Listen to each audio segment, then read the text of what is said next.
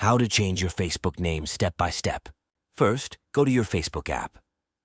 Once you're in the Facebook app, click on the bottom right where it says Menu.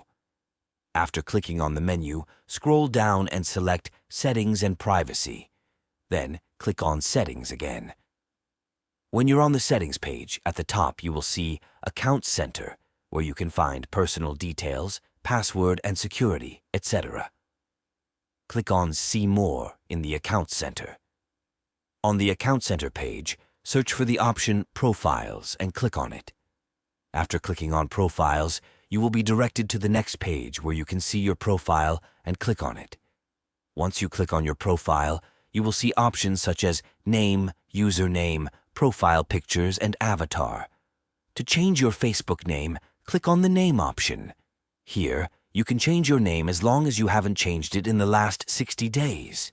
After setting your new name, simply click Done, and that's it.